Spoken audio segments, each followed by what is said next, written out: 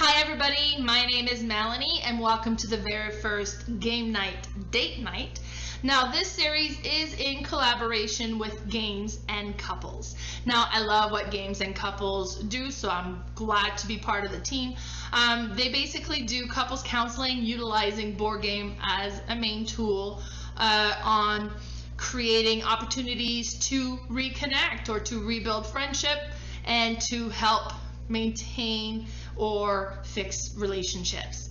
And I just love that. So now one of the things that they've done is they've created their own rating system to help determine which game might suit different couples best. And this rating system is based on 3 different points, and it's between 1 and 5. Now keep in mind, 1 is not bad and 5 is not good. It's just 1 to 5 on a different subject, and depending on where you're at, what suits you best.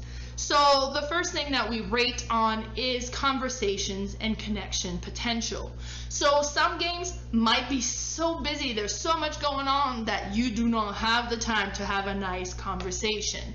While some games has more downtime and you can have and maintain a very pleasant conversation while playing the game. So 1 to 5, depending on where you're at. You know, if you're in a situation where conversation has been heavy and difficult, so maybe you want to have something that doesn't open up that much for conversation and kind of keeps you more occupied on the game and kind of shift the focus a bit. Or maybe this is an opportunity to reconnect and kind of allow some quality times and connect with your partner, so maybe you want something that allows a little bit more conversation.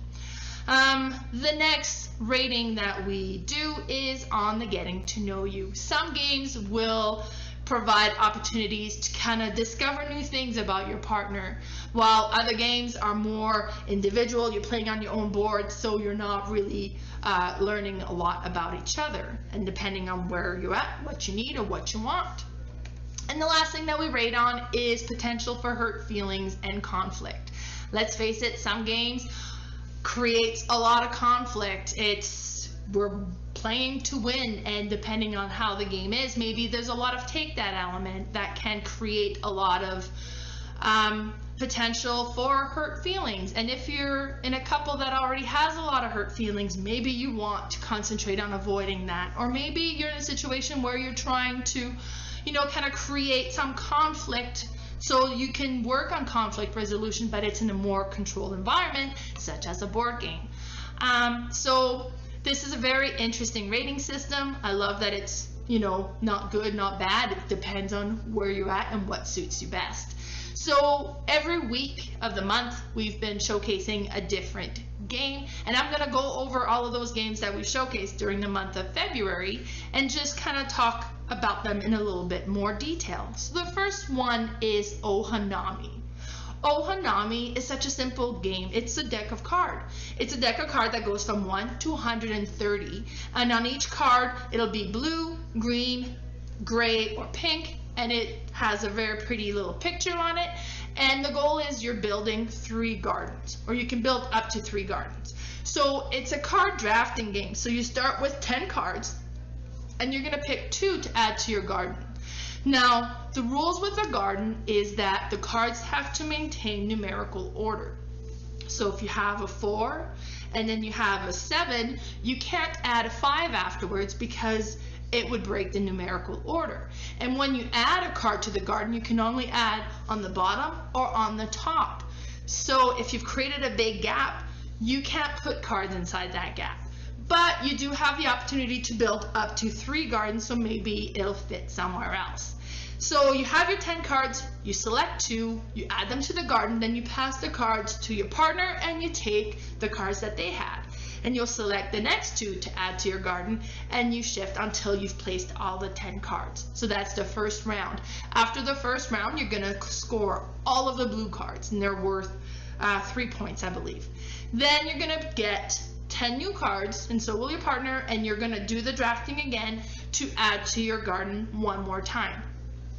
And you're going to be doing this 3 times, so you're playing 3 rounds. So the first round you score all the blue cards, the second round you score the blue and the green cards, and then at the end you score everything. whoever has the most points at the end of the game is the winner.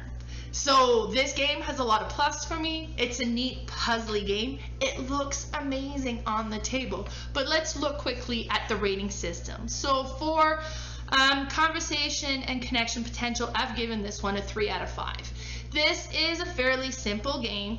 You're collecting cards, you're adding them to your garden, you pass them on. So there's a lot of opportunities to have pleasant conversation while you're playing. I haven't put this one any more or any higher because this is a bit of a puzzly game. So, and you're playing it, adding to your garden, trying to figure out which card to select. So there's a lot of internal thinking and figuring out. So that's why it doesn't have the highest rating for conversation, but there is definitely opportunity here. And the getting to know you, I've given this one a 1 out of 5, mainly because you are playing your own game, building your own garden, and so is your partner. So there's not a lot of figuring out what they're thinking or how the process they're going through, because it's very internal. You do your own thing, they do their own thing, so not tons of opportunity for getting to know the other person. And then for hurt feelings and conflict, I've also given this one a 1 out of 5 because you get cards, you select, you pass them on, you build onto your own garden. There's very little interaction with the other player. They can't mess up what you're doing, really, so there's not of opportunity here for a whole lot of conflict, which sometimes is a good thing. Now let's have a look at a few more pictures that I've taken of this game. This is one where I was playing with my partner Lee, and this was the first round, so we're scoring the blue cards here. If you notice, I only have 2 of them, and across the table there, I think he has like 4 or 5, so I lose at this game often because I get so caught up in maintaining the numerical order and picking cards that are close together that I sometimes forget to look at the colors that I'm trying to score. It's still such a neat game. And this is another picture of it, and you can see like all the different, it looks so neat. It's very zen in all the images. It's very calming, pretty pictures. I enjoy this one quite a bit. Now the next game that we showcased this month is Patchwork, and Patchwork is a 2-player polyomino game, which basically means there's a lot of Tetris-like shaped pieces that you're trying to fit onto a board, and it's so neat. And it looks so neat. Now the goal of the game is you're collecting all these patches to add onto your quilt. Now the theme is not something that sounds all that exciting, but in this case it really works and it's great. So you have all the pieces put around the board, and you're going to be going like from where you're at, and you have access to the next 3. Now each pieces have 2 costs to it. So it has a button cost. And you start with a few buttons, and every time as you play, you'll have the opportunity to score all the buttons you have on your quilt. So pieces that have buttons are a good thing because it gives you the opportunity of getting more currency in the game. And you spend these buttons to buy these patches to add to your quilt. And there's also a time cost. So let's say we have a piece that costs 2 buttons and 3 times. So you're going to have to pay 2 buttons to do it, and then you have to move your token up 3 spaces for putting this piece onto your quilt, and then you fit it in somewhere. Now what's interesting is the next player's turn is whoever's in last position. So if you have a piece that is very low in time cost, well then, and you're still in last position, you can go a second time, maybe you can go a third time, or maybe you bought a piece that cost a lot of time and now the other player gets to go a couple of times before they caught up to you. It has that neat mechanism, so that's something to consider because you want to try to fit in as many pieces onto your quilt as you can to get buttons onto your quilt so you can collect the buttons. Now the goal of the game is at the end, once you've reached the middle and your quilt is done, is you want to have as many buttons as possible, and for each holes that you have onto your quilt, so each space that isn't covered is going to score negative points. Now the first time I played this, my score was a negative point, and don't be surprised if that happens to you the first time you play. Now I think that happened to me the first 5 times I play, and then the goal is just trying to have as smaller negative points as the other player. But this game is neat, it is fun, and it looks beautiful on the table. Now let's look at the rating system here real quick. So for conversation and connection potential, I've given this one a 3 out of 5 because, again, there's a lot of opportunities to have some conversation. This isn't a very busy, hectic game, but there's a lot of thinking going, trying to figure out which patch you want to take, where you're going to fit it in. So there's still some internal thinking that might kind of keep you a little bit occupied. In the getting to know you, I've given this one a 1 out of 5 because you are playing your own game, your partner is playing their own game, so there's not a whole lot of opportunity to kind of see how they think or how they get to know a whole lot about them while playing this game. For hurt feelings and conflict, I've given this one a 1 out of 5. In this game, you're playing your own games, you're putting together your own quilt, so is your partner. The one thing that might happen from time to time is because you have access to the next 3 pieces, maybe you have your eye on one and then maybe your partner takes it. Or worse, maybe they pass it, so now this one's no longer available to you. You got to look at the next 3, and that one you were hoping for isn't going to come around until you get all the way around all the other pieces. This is such a neat game. It looks stunning. It's a fun little puzzle to put together, and I really recommend this one. Let me show you a few more pictures. So this was partway through the game. You can see we got the pieces around the board. The board in the middle is double-sided, so you can have it as the square or the circle, whatever is easiest for you to kind of keep track of. I found with the square we tend to miss the corners and we went too far, so the circle was a little bit easier for us to follow. You'll notice there's little buttons on that track as well. Each time you pass a button, you get to collect all the buttons you have on your quilt. You get to collect that as income. So that's why it's good to have pieces that have buttons on it, because it's going to give you more currency to buying more patches.